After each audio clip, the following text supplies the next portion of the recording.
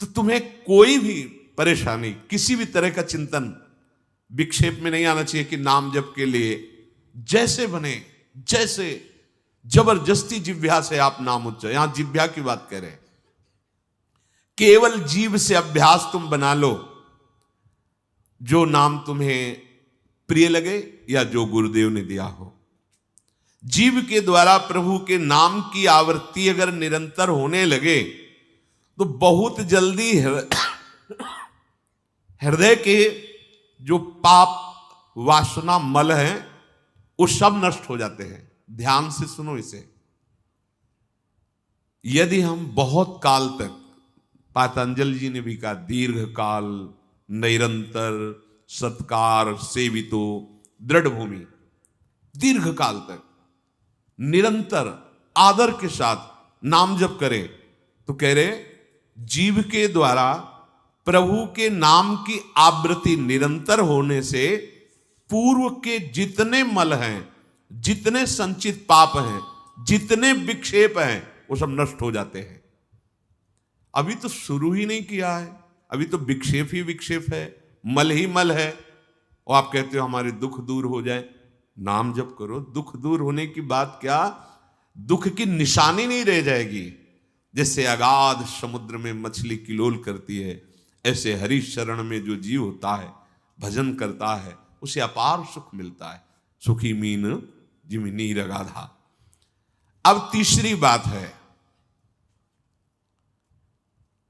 ये बहुत क्रम से जोर की, जैसे स्मृति तो उससे सब कुछ अनुभव होगा, पर उसकी प्राप्ति नाम जप से होगी। अब नाम जप में हमारी रुचि, नाम जप में हमारी भावना पुष्ट हो, उसके लिए कह रहे हैं तीसरी बात बहुत आवश्यक है, भगवान की कृपा पर पूर्ण विश्वास होना। ये तीसरी जो बात है, ये बहुत जोर की बात है। कृपा पर विश्वास हो जाना, भगवान हम पर कृपा किए हैं और उनकी कृपा से हमको निश्चित भगवत प्राप्ति होगी। कई बार विश्वास की, कृपा की चर्चा हुई है।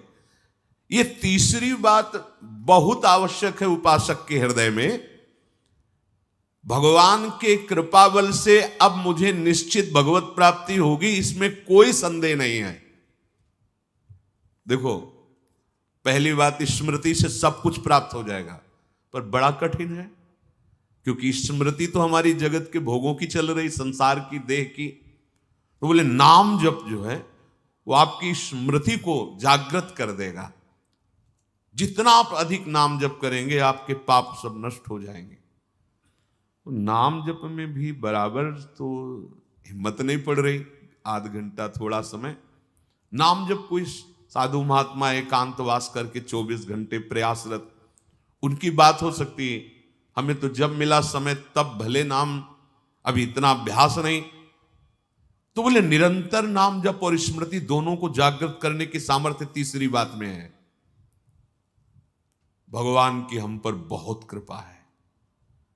भागवत में भी एक जगह कहा है कि जो भगवान की कृपा का अनुभव करते हुए प्रारब्ध के अनुसार दुख सुख आता है, उसे भोग लेता है, शिकायत नहीं करता, उसमें विचलित नहीं होता है, और हर समय भगवान की कृपा का, हमारे ऊपर बहुत कृपा है, तत्यनुकंपा, ये श्लोक ऐसा है। उसे भगवत प्राप्ति ऐसे हो जाती है जैसे पिता की संपत्ति पर पुत्र का अधिकार स्वयं हो जाता है। ऐसे हर समय भगवान की कृपा का अनुभव करना बड़ी कृपा है हमारे ऊपर। जो दुख सुख आवे उसे सह लेता है, भगवत चिंतन, वो निश्चित भगवत प्राप्त हो जाता है। तीसरी बात है हृदय में बैठालनी कि भगवान की कृपा बल पर भगवत प्राप्ति बिल्कुल निश्चित हो गई मेरी। ये मानने में क्या जाता है तुम्हें? तो आप कह दो कि हमारे अंदर तो विकार हैं, अभी भजन नहीं। भगवान की कृपा बल की बात कर रहे हैं। पहली स्मृति, दूसरी नाम जप, तीसरी बात करें कृपा बल पर। उनकी कृपा से क्या नहीं हो सकता? कहो कृपा ते कहा ना हुई। अरे वो मुख से वेद पढ़वा दे, लूले लंगड़े से सुमेर पर्वत फंदवा दे, छोटे सांप के बच्चा से गरुड़ को खा जाए, भगवान भगवान। तीसरी बात बहुत जोर की है, जिसमें दोनों बातें आ जाएंगी, निरंतर नाम जप और भगवत स्मृति भी आ जाएगी। प्रभु के कृपा बल से प्रभु की प्राप्ति में अब कोई संशय नहीं है। ये भी सुबह कहा था जो साथ के पास कि तुम चिंता मत करो, बस जो हम कह रहे हैं निषेधात्मक जो बातें उनको तुम मत करना, तुम पड़े रहोगे तो भगवत प्राप्ति हो जाएगी। क्योंकि हम हैं किनके? श्री जी के। यहां जो भी आप छोटी सी भी चेष्टा कर रहे हैं, बहुत बड़ा भजन हो रहा है, महल में है, वृंदावनेश्वरी के धाम में है, एक छोटी सी भी चेष्टा, जैसे कहीं सोनी लगा दिया, कुछ भी जो भी चेष्टाएं कर रहे हो, खान पान संबंधी भी जो चेष्टाएं कर रहे हो, वो आपका भजन। या फिर स्वार्थ आपने भजन गए, तुम चिंता मत करो भगवत प्राप्ति की। ये हम केवल निज जनों से नहीं, माइक से कहें कई बार कि आप सबको निश्चित भगवत प्राप्ति होनी, इसीलिए प्रभु ने धाम बुलाया, सत्संग सुनाया। अगर प्रभु को अपनी प्राप्ति न कराना होता तो संयोग क्यों देते? हम फंसे होते माया प्रपंच में। तो तीसरी बात कि अब हमें कोई संशय नहीं, मेरे को भगवत प्राप्ति निश्चित होगी, क्योंकि मुझे भरोसा है श्री जी का, मुझे भरोसा है वृंदावन का, मुझे भरोसा है आचार्य और गुरु का। अब ये बातें हमें डर पाओ मत। हाँ, हमारी कमजोरी है, हम अभ्यास कर रहे हैं भजन का, पर अब मुझे ये भय नर्क स्वर्ग अपवर्ग आसने ये आ गया भरोसे से, ये कृपा का भरोसा हुआ तो बात आ गई। मानो भगवान की प्राप्ति बस मेरे को हो ही गई, ऐसे रोज सोचना है। हे महापुरुषों के वचन है। तीसरी बात बहुत जोर की है, नाम जप और भगवत स्मृति इसी में आ जाएगी, क्योंकि भगवान की कृपा से सब कुछ हो जाता है। मुझे इस जन्म में भगवत प्राप्ति पक्का होगी, भगवान की कृपा बल से, प्रियाजू की कृपा से। अब मुझे ऐसी भावना करनी कि बहुत जल्दी भगवत प्राप्ति मेरे में अब अनुभव हो रहा है कि प्रियालाल की कृपा बढ़ रही, विकार क्षीण हो रहे हैं, भाव बढ़ता जा रहा है, मुझे बहुत जल्दी भगवत प्राप्त। ये सोचना है, सोचना है। जब हम गंगा किनारे भ्रमण कर रहे थे तो एक लाल जी योगी नाम के महात्मा थे, तो रात्रि में, प्राय संत जन रात्रि में जगते हैं, तो उनसे मिलने गए, तो रेत में ऐसे कपड़े का वो तंबू उसी में थे। उन्होंने कहा देखो, तुम्हें जो बनना है वो सोचो, जो सोचोगे वही बन जाओगे। तो छोटी सी डायरी रखते थे, एक पेन लिखा, उसी समय आज भी वो लिखी रखी, जो तुम्हें बनना है वो सोचो, वैसा सोचो, जैसा सोचोगे वैसा तुम बन जाओगे। सोचो, भगवान की हम पर बहुत कृपा है, हमारे अंदर दैवी संपदा बढ़ रही है, विकार धीरे धीरे क्षीण हो रहे हैं, मतलब मुझे प्रभु मिलने वाले हैं, मुझे प्रभु मिलने वाले। आप देखो इसका प्रभाव देखो, प्रभु की कृपा से अवश्य अवश्य अवश्य मुझे भगवत प्राप्ति होगी। बस अब तो भगवत प्राप्ति होगी ही, क्योंकि प्रभु की कृपा है। ये शब्द पकड़ो, अंदर तुम्हारे अंदर अपने में कोई बल नहीं, अपने में कोई साधना नहीं, पर यहां कृपा की बात है, भगवत कृपा, भगवत कृपा बल। अपनी असमर्थता, बहुत अमृत में वचन है, अपनी असमर्थता, अपनी अयोग्यता, अपना अनाधिकारपन, ये है क्या? मैं अधिकारी नहीं हूं भगवत प्राप्ति का, मैं योग्य नहीं हूं भगवत प्राप्ति, मेरे में कोई सामर्थ्य नहीं, ये है। पर भगवान की कृपा से मुझे इतना विश्वास हो गया कि मुझे भगवत प्राप्ति होगी। अब क्या समस्या है? देखो, बहुत आनंद की बात है, मुझे भगवत प्राप्ति होगी भगवान की कृपा से, श्री जी की कृपा से। ये शब्द इतना असीम प्रभावशाली है कि आप जो ही ये बात हृदय पे लाएंगे तो आपके सारे दोष, विकार, विघ्न, अड़चने, बाधाएं ये नष्ट होती चली जाएंगी। ये देखो महापुरुषों के अनुभव होते हैं। मत चित्ता सर्व दुर्गाणि मत प्रसादात तरिष्यति, भगवान कह रहे, मत चित्ता सर्व दुर्गाणि मत प्रसादात तरिष्यति। सारे के सारे विघ्न, सारे के सारे दोष, सारे की सारी भगवत प्राप्ति में जो अड़चने हैं वो भगवान की कृपा प्रसाद से नष्ट हो जाएंगी और मुझे भगवत प्राप्ति होगी। मत चित्ता सर्व दुर्गाणी मत प्रसादात, साधन प्रसादात नहीं कह रहे यहां, समझो, मत प्रसादात तरिष्यति, तू तर जाएगा मेरे कृपा से। ये मेरे प्रभु की घोषणा है कि मेरे प्रसाद से, मेरे अनुग्रह से तुम्हारे सारे विघ्न नष्ट हो जाएंगे और तुम त्रिगुणात्मिका माया को लांघ करके मेरे को प्राप्त कर लोगे। बस मेरी कृपा पर विश्वास करो, मेरी कृपा पर मत चित्त बन जाओ। अपने चित्त को मेरे में अर्पित कर दिया। प्रभु की कृपा का भरोसा इतनी जल्दी दिव्य सद्गुण लाता है, ये पक्की बात है। जो दिव्यता आती है भागवतिक, वो भगवत कृपा से आती है, और ये कृपा तभी अनुभव में आती है, तो पर अनुभव में तभी आती है जब ये बात आ जाती है कि मैं असमर्थ हूं, मैं अयोग्य हूं, मैं अनाधिकारी हूं। पर भगवान की कृपा है, प्रभु की कृपा है हम पर, अब मुझे निश्चित भगवत प्राप्ति होगी। ये तीन बातें जीवन में आना बड़ा कठिन होता है। असमर्थ हूं, अयोग्य हूं, अनाधिकारी हूं। जब ये बात आ जाएगी ना, तो तृणादपि सुनी चेन अपने आप आ जाएंगे, अपने आप पूरा सूत्र भागवती को उतर जाएगा, क्योंकि मैं अनाधिकारी हूं, मैं योग्य नहीं हूं। पर भगवान कृपा का ये है कि उनके नाम, उनके रूप, उनके धाम, उनकी लीला की तरफ ये हृदय जा रहा है, वो अपनी तरफ घसीट रहे, पर मैं अनाधिकारी हूं। इससे क्या होगा?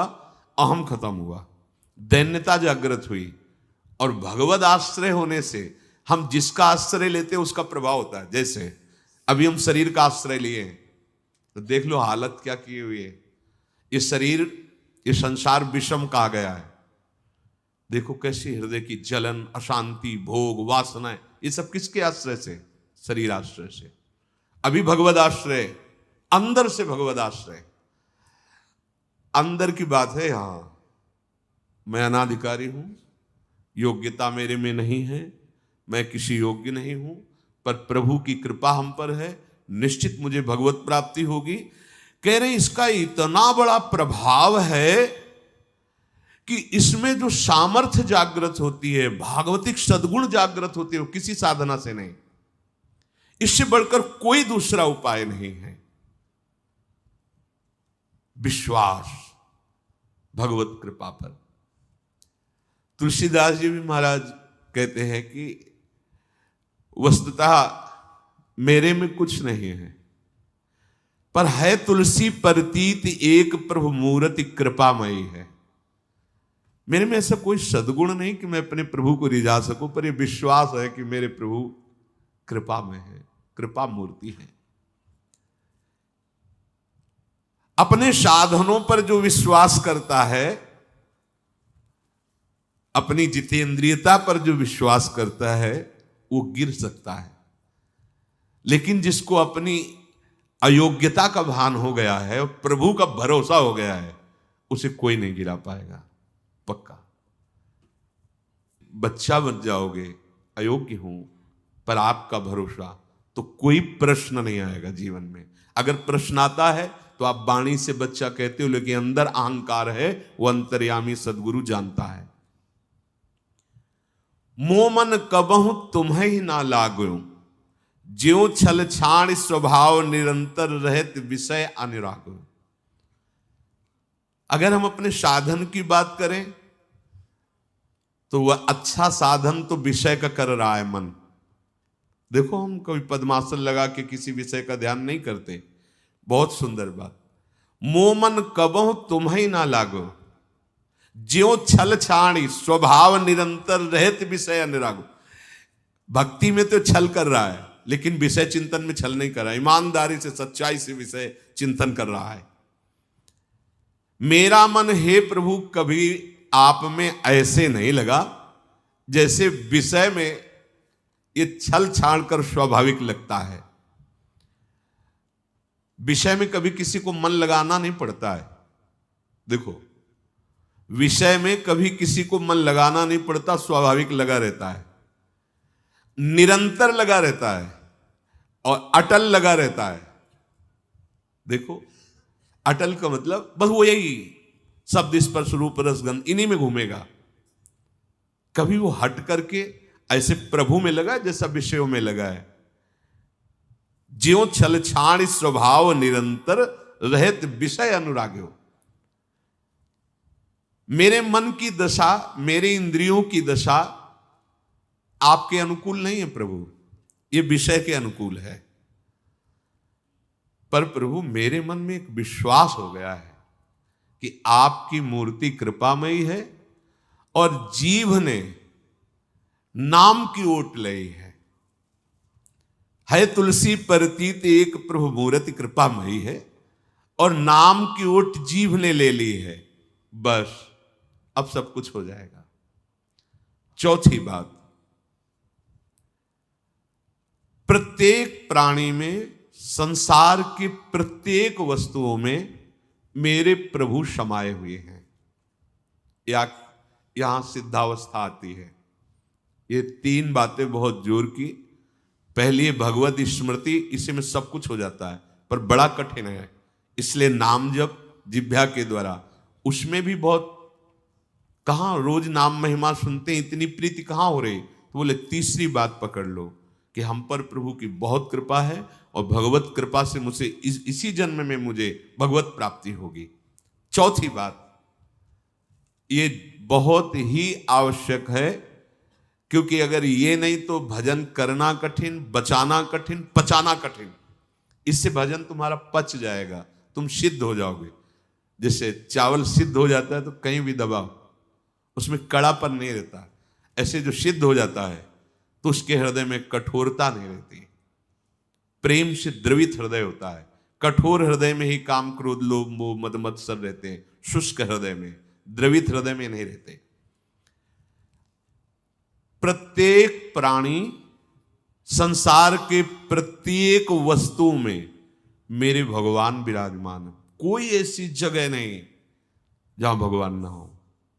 ये बैठालना है, हमें दिखाई दे रहा है, माइक है, दिखाई दे रहा है ये, लेकिन जब सृष्टि नहीं थी तो ये माइक नहीं था। जब सृष्टि नहीं रहेगी तो माइक नहीं रहेगा। बीच में माइक जो दिखा रहा है कौन? जो सृष्टि के पहले था, जो सृष्टि के बाद में था, वही बीच में भी मत्ता पर तरम नान्यत किंचित अस्ति, किंचन मात्र कुछ और नहीं, मेरे प्रभु बने हुए हैं। प्रहलाद जी की सिद्धावस्था यही तो हुई थी गुरुदेव नारद की कृपा से, कि सर्वत्र भगवान है। तो खंबे से भी नरसिंह भगवान, नामदेव जी कुत्ते से भगवान को प्रकट कर लिया, श्वान में भी भगवान, भूत में भी भगवान। ये चौथी सिद्धावस्था है। उपासक को ये विचार हर समय रखना है कि हमारे सामने जो वस्तु है इस रूप में भगवान ही है, कुछ भी ऐसा नहीं, सब कुछ स्वयं भगवान बने हुए हैं। सच्ची बात है, वही बने हुए हैं। ये छुपा छुपी का खेल खेल रहे हैं, बस आपको पहचानना है। मैं फिर दोहरा के बात कहता हूं, आप इस बात को पकड़ लीजिए। आपके सामने कोई भी कार्य की वस्तु आए या व्यक्ति आए या दृश्य आए, आपको सबसे पहले उसमें भावना करनी है, मेरे प्रभु विराजमान। जैसे हरिवंश महाप्रभु क्रूर है, पापी है, दुष्ट है, संभाषण योग्य भी नहीं, पर उसके हृदय में राधा वल्लभ लाल हैं, भावना को, ये बहुत जल्दी काम बन जाने वाली बात है।